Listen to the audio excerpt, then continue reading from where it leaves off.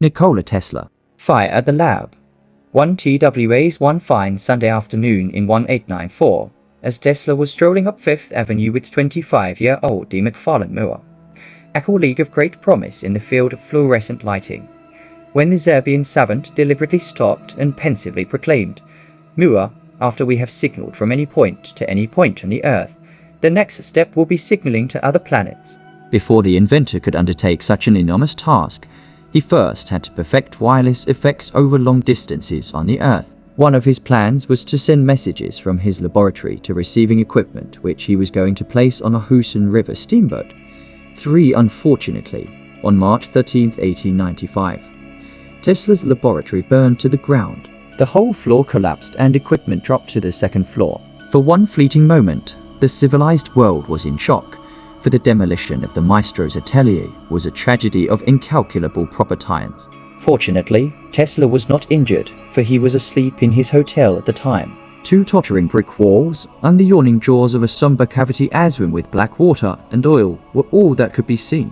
That fateful morning of a laboratory, which to all who had visited it was one of the most interesting spots on Earth. This coming great man, current literature noted, who lives his life as in a dream, forgetful of the lapse of time and living only for the future, was about to revolutionize the cost and economies of electric lighting and place it within the reach of the humblest and poorest of people. To have all of his innumerable marvels swept away at one stroke is a calamity to the whole world as well as to himself. Perhaps in Potohel Chepchiritald in honor of Serbian-American pioneer of electric communication. The Postal Telegraph Union of Serbia caused a sensation by connecting a simultaneous concert in Belgrade and NIS by telephone, so that both audiences could hear it. The Tesla laboratory was, in a sense, a private museum, T.C. Martin wrote. The owner kept in it many souvenirs of bygone toil and experiment. After describing in detail its contents, Martin concluded, perhaps the most painful loss of all is the destruction of Mr. Tesla's notes and papers. His memory is all right, and flashes on any experiment of the past with the revealing power of his searchlight.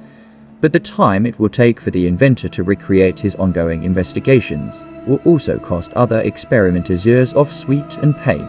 Nevertheless, while the ashes of his hopes lay hot, Tesla was at work again with clenched determination. The strain was enormous, and Tesla steeled himself to fight off depression. One paper reported that he suffered a physical collapse. To help keep his spirits up, Martin met with the inventor at a local cafe to give him more free copies of their book. He may have also given him money. "It please your majesty," the editor said with a bow. "Your experiments have been repeated in Berlin under your name with the emperor's brother, Prince Henry, assisting. If you did not get a daily bolster from me, you would have a relapse into dullness, as you do when you miss your daily dose of electricity." The duo sat down to review Martin's article on the burning of the lab, so that a more accurate description of its lost contents could be enumerated. Westinghouse was still in the midst of battling William Stanley of the William Stanley Company and Elihu Thomson of G. in patent litigation, as each was continuing to produce AC induction motors illegally while at the same time implying that the invention was of their own design.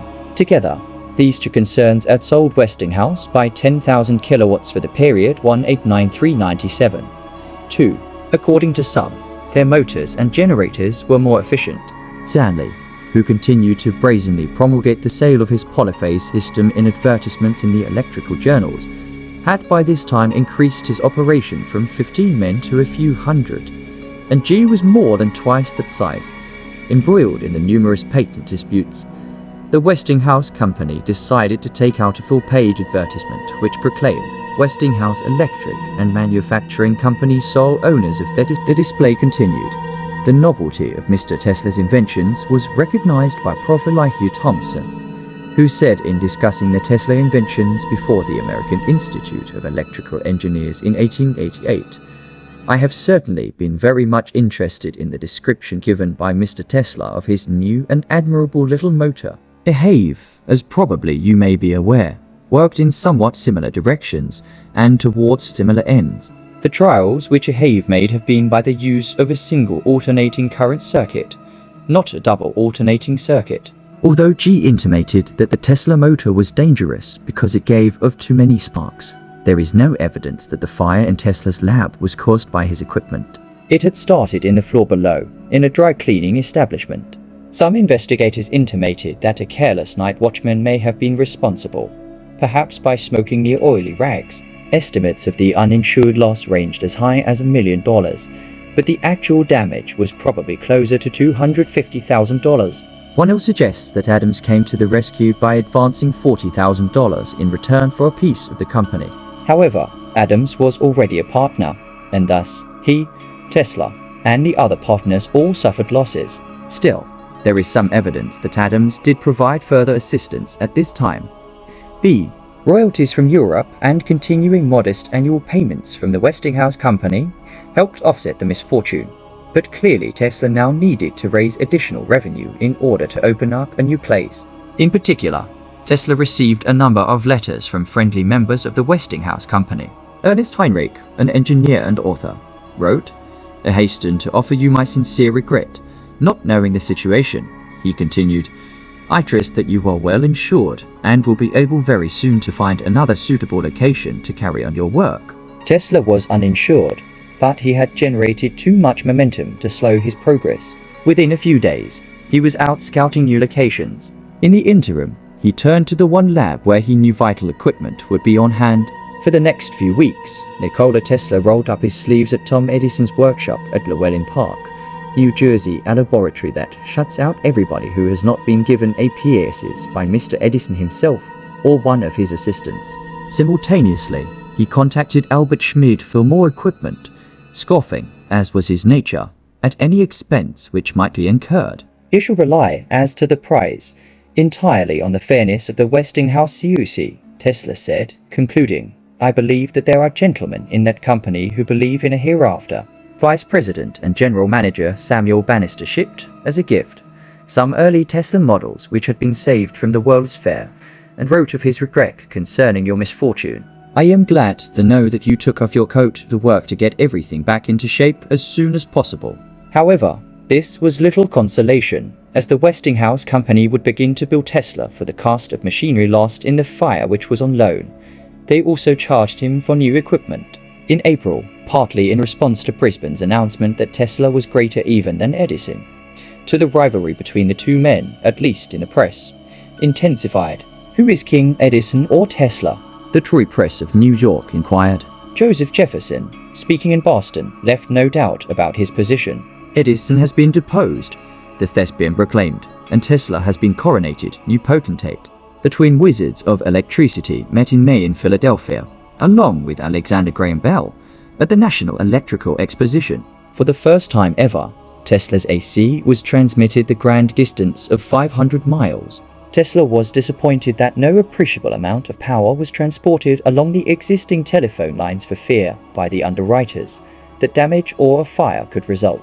Nevertheless, the experiment was a complete success and dwarfed the achievements of the old 100-mile Laufen-Frankfurt record. "The most amazing thing at this exposition," Edison remarked, "is the demonstration of the ability to deliver here an electric current generated at Niagara Falls.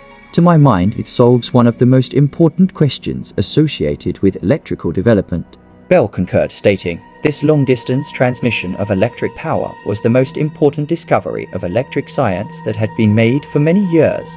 Bell, with Edison, looking into the future, realized that by means of this discovery, cities and towns remote from the places of electrical generation would be able to obtain the services of this agent with great economy, and with a practical convenience far superior than is now possible. Tesla, who solved the problem, stated, "I am now convinced beyond any question that it is possible to transmit electricity by water power to commercial advantage over a distance of 500 miles at half the cost of generation by steam or coal. I am willing to stake my reputation and my life upon this declaration." No record exists of what was said between Tesla and Edison on this occasion, but it seems likely that each was privately amused by the rivalry played out in the press, that Tesla thanked Edison for the temporary use of his laboratory, and that Edison expressed his condolences for the loss of Tesla's workplace. G was now losing the propaganda campaign on all fronts. Even Edison was admitting Tesla's accomplishment. Rumors began to circulate that an agreement with Westinghouse was reached on the pooling of patents. but a total solution was a number of years away, partly because G had so many divisions that were pirating the apparatus, and partly because Westinghouse saw no immediate advantage in making a deal. After one significant loss in the courts, the headquarters of G was forced to abandon its position, but they would continue to bargain because their financiers controlled the Niagara enterprise. Moreover, the size of that venture prevented Westinghouse from tackling it alone. T.C. Martin, however, naively thought that a complete reconciliation and vindication for Tesla was at hand. "This would now mean the acknowledgement of supremacy of your polyphase patents," he wrote. "I suppose each will license the other." It does not appear that Tesla enlightened him on the finality of the deal he had signed, because 1 full year later, the editor discussed the subject again. "I cannot tell you how pleased I am about the news of the recognition of your patents by G Company, and I hasten to congratulate you. This ought to fill your pockets with your own money," Martin concluded. At least from a historical perspective, vindication was at hand. For now, it was accepted even by the opposition that Tesla's work alone was making possible the yoking into service of old Niagara herself, that the inventor would never reap any financial gains other than those he had already settled for. This discovery forms the basis, Review of Reviews announced, of the Niagara Company's attempt to utilize that enormous power which for centuries has been running to waste, and thus to turn machinery in towns and cities so far away as Buffalo, 20 miles distant, and perhaps New York and Chicago. And then the magazine dropped the bombshell, and it underlies the hardly less bold venture of the Westinghouse and Baldwin companies to drive Alpha Railway Express by electricity. It is not too much to say that the Tesla motor is behind all the large attempts at power transmission by electricity which are being made throughout the country, not only in the fields of manufacture and transportation, but also in mining, irrigation and farming. August 7th. 1895. My dear Mr. Westinghouse, Ilian from the journals of your friendly agreement with the Baldwin Locomotive Works. The news of your consolidation has been an agreeable surprise. Such a splendid union of means and abilities cannot fail to be of interest to both parties concerned. Yours very truly. In Tesla was in need of new capital. The Westinghouse Corporation was billing him for lost equipment and for new machines ordered, and yet they had just gained 2 gargantuan contracts in 2 entirely separate fields, both based on his creation. Surely the corporation would overlook a few $1,000s owed, especially when it was Tesla's personality that played a key role in gathering such principals of the Niagara Company as Edward Dean Adams, John Jacob Astor, and William Birch Rankin into the fold. It also occurred to the inventor that use of his induction motor in an entirely novel field, such as railway transportation, was, in essence, outside the original intent of their contract. Should not he also benefit from such a fortuitous turn of events? Tesla would continue, somewhat naively, to bring new potential clients to Pittsburgh, almost as if he were their private ambassador, but he would never receive additional compensation for the service. End of Nikola Tesla. Fire at the Lab. Thank you for watching.